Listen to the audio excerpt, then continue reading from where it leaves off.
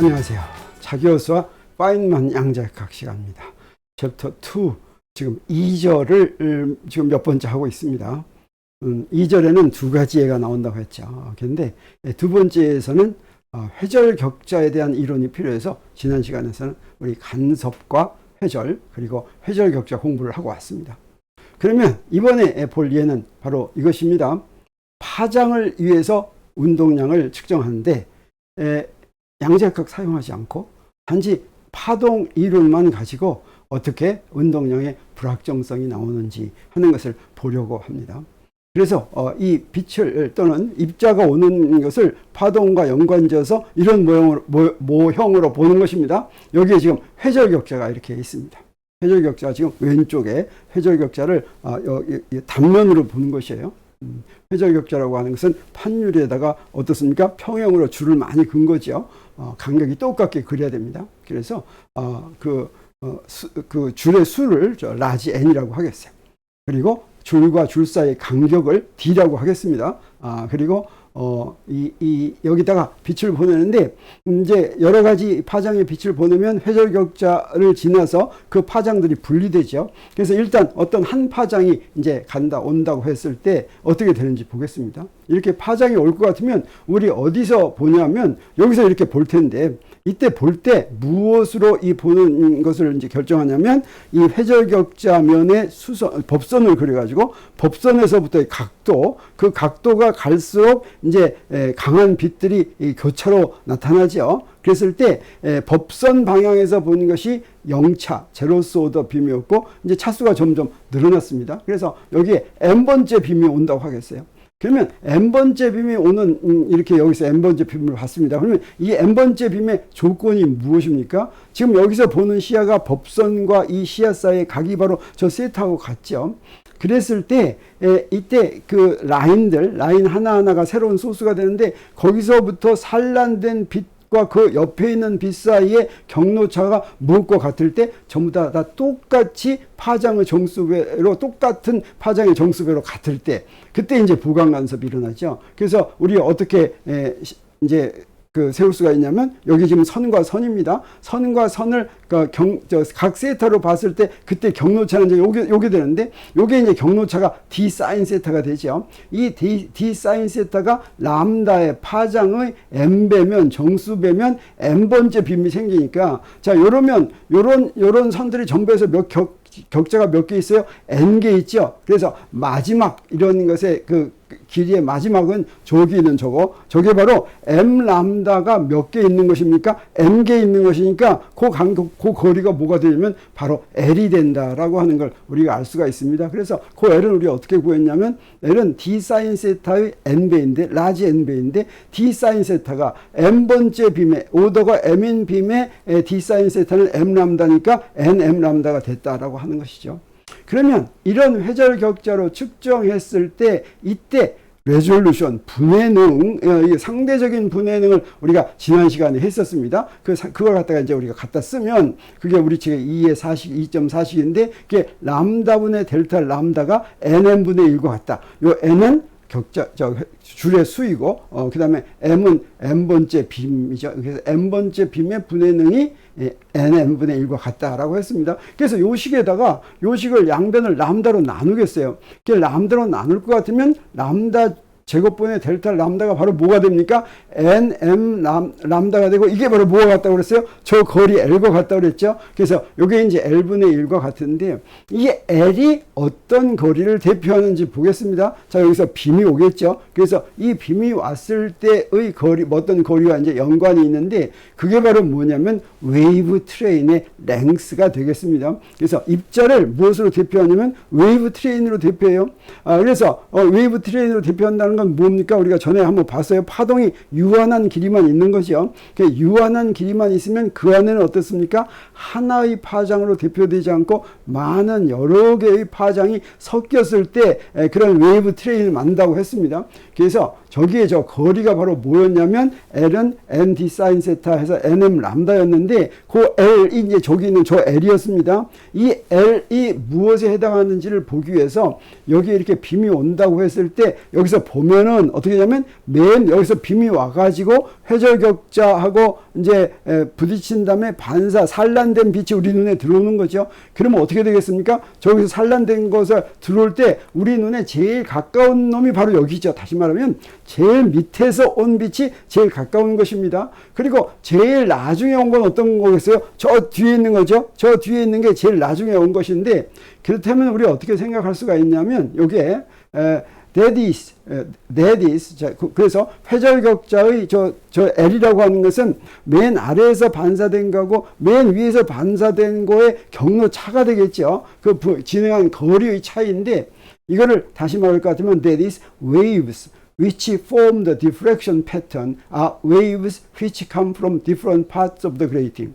그래서 diffraction 패턴을 여기서 우리가 빔을 관찰한다고 그랬죠. 이게 강한 빔, 이게 이제 디프렉션 패턴을 만드는데, 그 디프렉션 패턴은 무엇이 만드냐면 저 디프렉션 디프렉션 그레이팅에서 각각 반사된 여러 부분에서 반사된 놈들이, 그 반사돼서 온 놈들이 경로차가 다 조금씩 있죠. 그 놈들이 다 합해져서 디프렉션 패턴을 만든다라고 하겠습니다.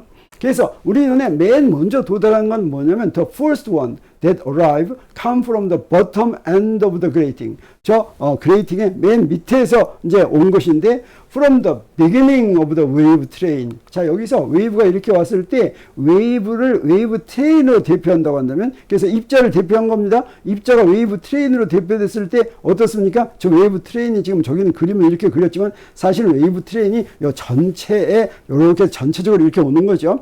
전체적으로 쭉 왔을 때 맨 밑에서 웨이브 트레인의 맨 앞에 놈이 저 회절격자의 맨 아래에 반사된 게 맨 먼저 오는 것이죠. 그래서 the first ones that arrive come from the bottom end of the grating.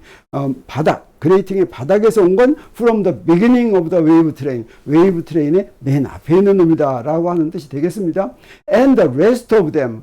그 다음에 이제 우리 눈에 들어오는 다른 빛들은 come from later parts of wave train. 웨이브 트레인의 그 다음 부분들이 전부 회절격자하고 조금 다른 데 부딪혀가지고 우리 눈에 들어오는데, 그것은 그레이팅의 다른 부분들에서부터 오는 거다, 이렇게 얘기할 수가 있겠습니다. Until the last one finally arrives. And that involves a point in the wave train, a distance L behind the first point. 그래서 맨 마지막에 오는 거, 맨 꼭대기에 오는 거죠.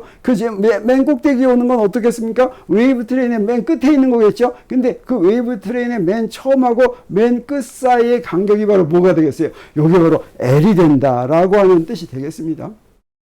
자, 그럼 여기서부터 우리 무엇을 얘기할 수 있는지 보겠어요. 그래서 그 길이가 L인데, 그러면 so in order that we shall have a sharp line in our spectrum corresponding to a definite momentum, we have to have a wave train of at least length L. 그러니까 웨이브 트레인이 지금 방금 그렸을 때, 여기서 그렸을 때 저 L을 먼저 구했었죠. L은 어떻게? nm 람다 이렇게 구했었죠.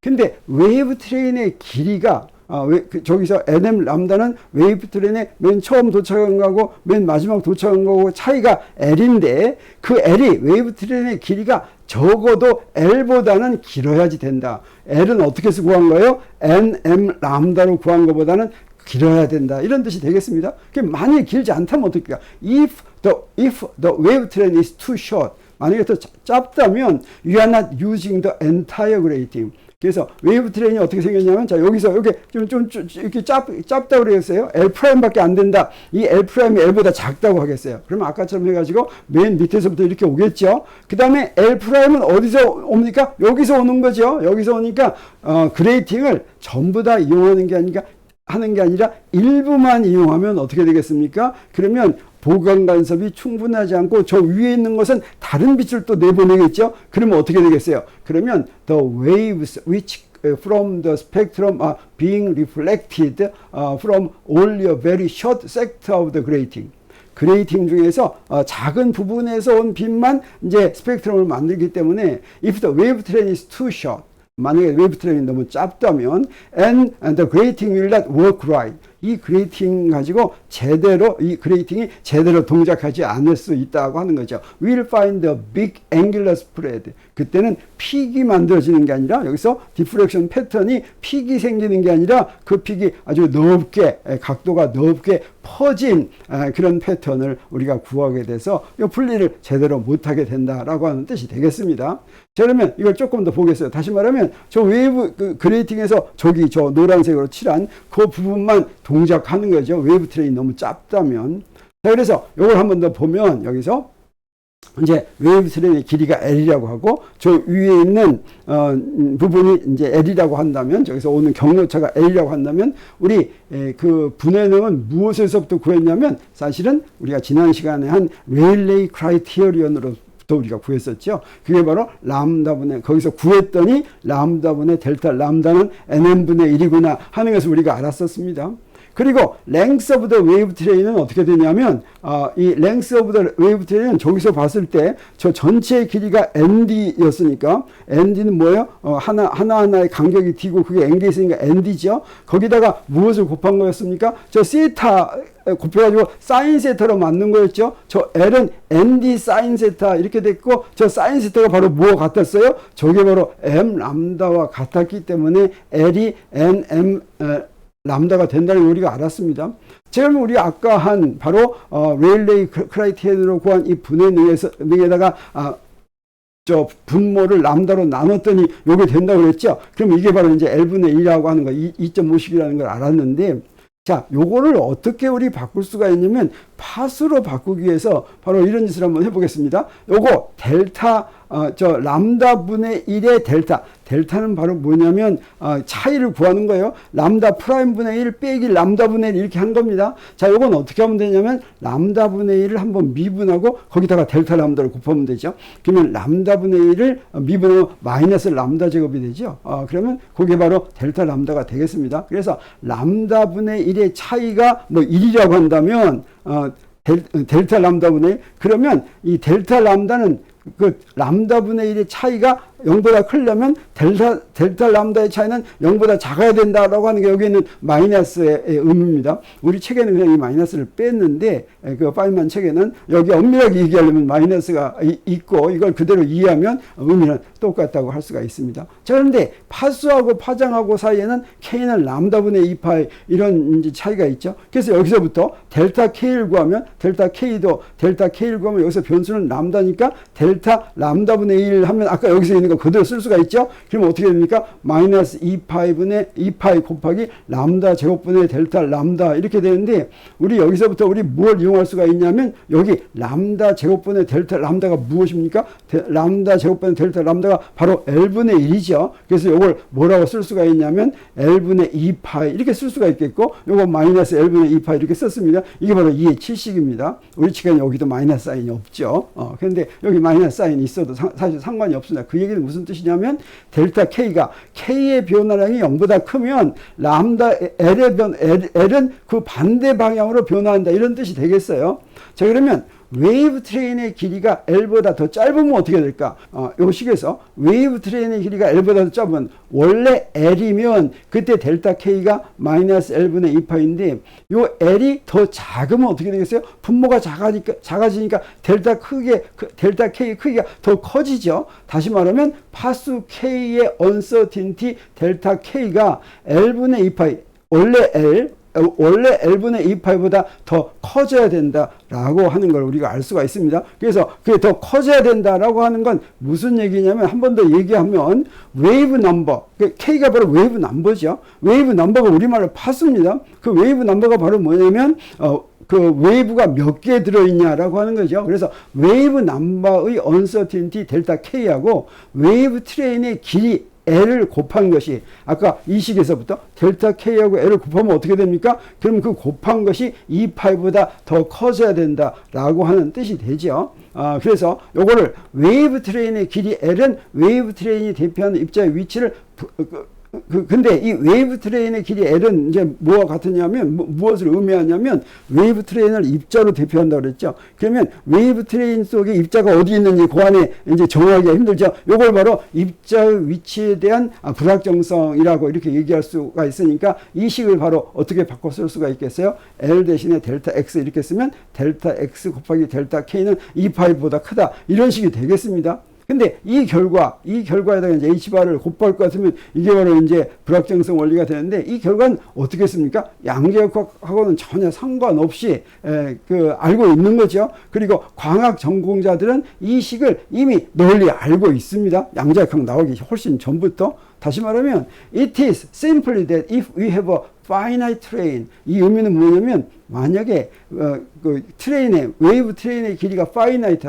하다면 유한하다면 we cannot count the waves in it very precisely. 웨이브 트레인 속에 포함되어 있는 웨이브의 수를 그 안에 들어있는 파장의 수를 정확하게 알 수가 없다는 얘기다 이런 뜻이 되죠. 그래서 델타 X 이게 파장이 웨이브 트레인의 길이죠. 그러면 그 웨이브 트레인의 길이가 유한하면 만약에 무한하면 델타 X가 무한이면 델타 K가 어떻게 돼요? 0이 됐죠.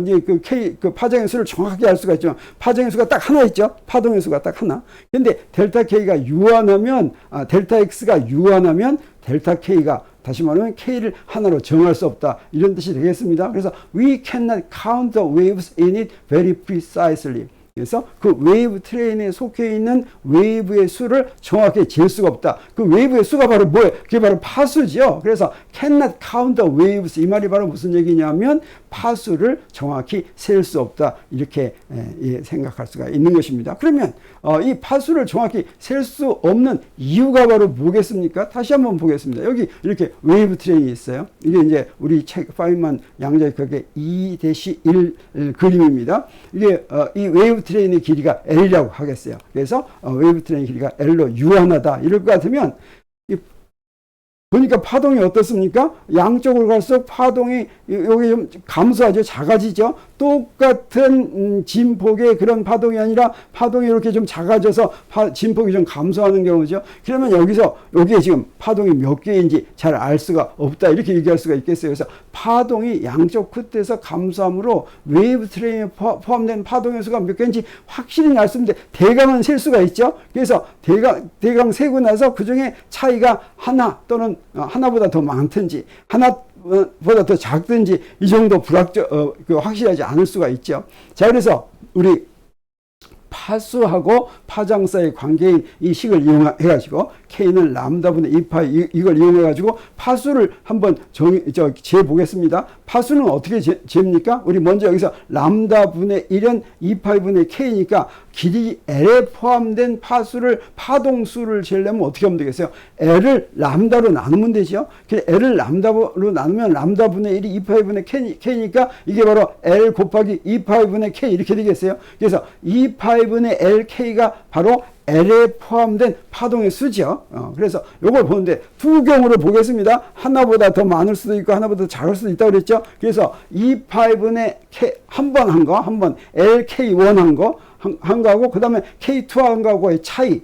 그 차이가 바로 뭐가 되겠어요? 2파이분의 L K1 K2니까 이게 바로 델타 K죠. 이 델타 K가 이게 이제 파동의 수의 차이죠. 그래서 요 파동의 수의 차이가 1보다 크든지 작든지 플러스 1이든지 또는 마이너스 1이든지 그런다 그랬죠. 그래서 요걸 이렇게 플러스 마이너스 1 이렇게 놓겠습니다. 요건 어디서부터 왔냐면 여기서부터 온 거예요. 자, 그러면 요걸 어떻게 다시 쓸 수가 있겠어요? 델타 K를 뭘로 바꿔 쓸 수가 있겠습니까? 델타 K는 L로 나누고 2파이로 곱해가지고 플러스 마이너스 L분의 2파이 이렇게 쓸 수가 있는데 이게 바로 무엇입니까? We again get the result 2.7 2.7씩을 다시 또 얻은 거죠. 자, 이렇게 요 웨이브 트레인을 분석해가지고 웨이브 트레인의 숫자를 지금 웨이브 트레인에 있는 파동의 숫자를 셌습니다. 그랬더니 바로 2.7씩이 바로 나왔습니다. 그래서 이건 어디서부터 나왔어요? 2.7씩은 단지 뭐만 가지고 나왔어요? 바로 웨이브의 성질만 가지고 바로 나왔죠. 바로 여기서부터 우리가 알 수가 있는 것입니다. 그런데 이건 어디에도 또 하나 할 수 있냐면 여기서 비유를 우리가 이렇게 얘기할 수가 있어요. The same thing works. 똑같은 것을 요 길이에도 적용할 수가 있지만 다른 데도 적용할 수 있다라고 하는 얘기를 지금 파인만이 이건 이제 증명하지 않고 자세히 설명하지 않고 그냥 비유로 이렇게 들었습니다. The same thing works whether the waves are in space and k is the number of radians per centimeter and l is the length of the train. 자, 길이가 L인 웨이브 트레인에 들어있는 파수 K를 우리 K를 잴 때 레디안 퍼 센티미터 이렇게 쟀어요. 레디안은 찾을 수가 없으니까 사실은 레디안이라는 단위는 있으나 마나한 단위죠. 그러니까 레디안 퍼 센티미터 이렇게 재는 경우하고 똑같이 이게 무엇과 같으냐면 wave in time. 웨이브가 지금 타임, 그래서 어떤 시간 간격 동안에 있는데 그러면 그때 이 타임하고는 무엇과 연관이 됐냐면 각진동수하고 연관된다라고 하는 뜻이죠. 오메가 is the number of radians per second. 그래서 저 K 파수는 number of radians per centimeter 이렇게 잰다면 오메가는 number of radians per second 이렇게 재고 T가 라지 T가 그 웨이브 트레인이 진행하는 시간 간격이라고 한다면 이건 뭐라고 얘기할 수가 있냐면 length in time 이렇게 얘기할 수가 있겠죠. That the waves train comes in 웨이브 트레인 트레인이 지나가는 그 길이다 이렇게 얘기할 수도 있다는 것입니다. 그러면 여기에 길이로 얘기했을 때 우리가 아까 구한 식 2의 7식 구한 거 있죠. 델타 K는 L분의 2파이 요게 그대로 요거 비유로 그대로 어떻게 설명하냐면 K 대신에 오메가 쓰고 L 대신에 T 써가지고 T분의 2파이 델타 오메가는 T분의 2파이 요것도 그대로 성립한다라고 하는 것입니다. 그리고 이제 저 파수하고는 무엇과 연관이 되어 있었어요? 이 파수하고는 무엇과 연관이 되어 있었냐면 나중에 나오겠지만 이제 운동량하고 연관이 되어 있죠. 그 다음에 각진동수는 뭐하고 연관이 되어 있냐면 이제 에너지하고 연관이 되어 있습니다. 그래서 요 말은 무슨 얘기냐면 that is if you have a wave train lasting only for a certain finite time t. 자, 요 2.8식의 의미를 얘기하는 것입니다. 웨이브 트레인이 주기 t 동안만 계속이 된다면 then the uncertainty in the frequency is given by 2.8식 이 식으로 그래서 t가 finite 하면 마치 여기서 웨이브 트레인의 길이가 finite 하면 k의 uncertainty가 있는 것처럼 여기에 주기가 finite 하면 그러면 오메가의 uncertainty가 있다고 하는 그런 얘기가 되겠어요. 이건 비유로 그냥 이렇게 얘기를 한 것입니다. 이것도 성립한다라고 하는 거죠. We have tried to emphasize that these are properties of wave alone. 자, 이걸 지금 강조하고 싶은 거예요. 뭐냐면 지금 우리가 여기서 구한 거는 단지 웨이브의 프로퍼티만 가지고 우리 구했습니다. And they are well known. For example, in the theory of sound. 예를 들어서 음성학 같은 것, 음향학 같은 이런 데서는 이런 얘기가 잘 알려져 있다고 하는 것이죠. 근데 이게 이제 요 두 식이 양자역학과는 이제 어떤 관계가 있게 되냐면 우리 2.7식하고 2.8식하고 이렇게 있다면 우리 양자역학에서는 파수하고 무엇과 연관이 지어집니까? 운동량하고 연관이 지어지죠. 또 양자역학에서는 또 저 각진동수하고는 무엇과 연관이 지어지냐면 저 에너지하고 연관이 지어집니다. 그래서 사실은 양자역학이 만들 때는 요게 더 먼저 나왔어요. 요게 그 유명한 플랑크의 에너지 양자 공식입니다. 그리고 여기서부터 요게 이제 나왔어요. 요게 드보이가 나온 다음에 나온 거예요. 그런데 아무튼 요게 두 개가 이렇게 서로 대응하죠. 그래서 이 2.7식에다가 Hbar을 곱할 것 같으면 그러면 어떻게 되냐면 그대로 Hbar을 곱했으니까 K에다 Hbar을 곱하면 이제 P가 되죠. 그리고 우변에다가 Hbar을 곱하면 2파이 Hbar은 H죠. Hbar가 2파이분의 H니까 그래서 무엇을 얻냐면 델타 X, 델타 P는 H하고 비슷하다라고 하는 X와 P에 대한 불확정성 원리를 얻고 여기서도 마찬가지로 2.8식의 양변에 Hbar을 곱하면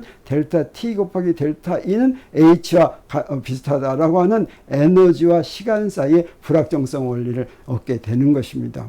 그래서 바로 요식, 요거 우리 X하고 P 사이의 불확정성 원리 This then is a limitation of the classical idea of momentum. 바로 이 식은 뭘 얘기해 주냐면 우리 지금 양자역학 들어가지 않았어요. 보존역학에서 그 운동량이라는 클래시컬 아이디어에 제한되는 점을 여기서 얘기해 준다고 하는 것이죠. 그리고 naturally it has to be limited in some ways.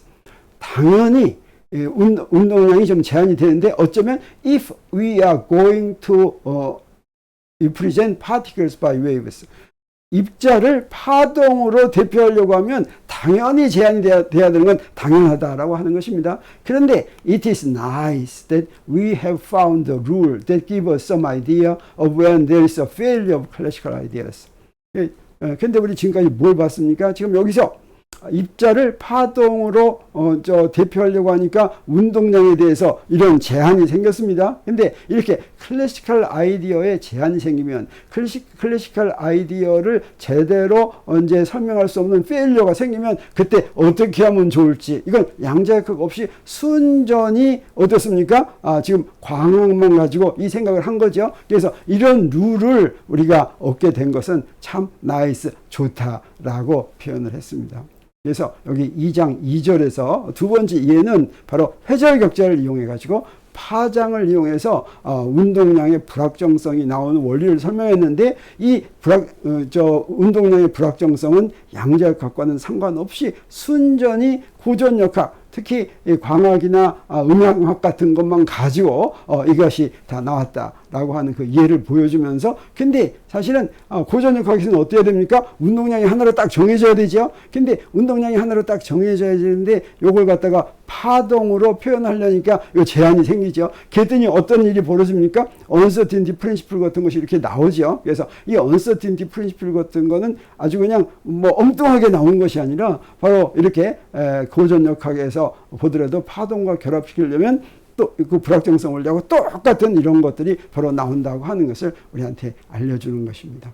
이렇게 해서 우리 2장의 2절을 다 마치겠습니다. 자, 그러면 다음에는 2장의 3절 크리스탈 디프렉션으로 갑니다. 감사합니다.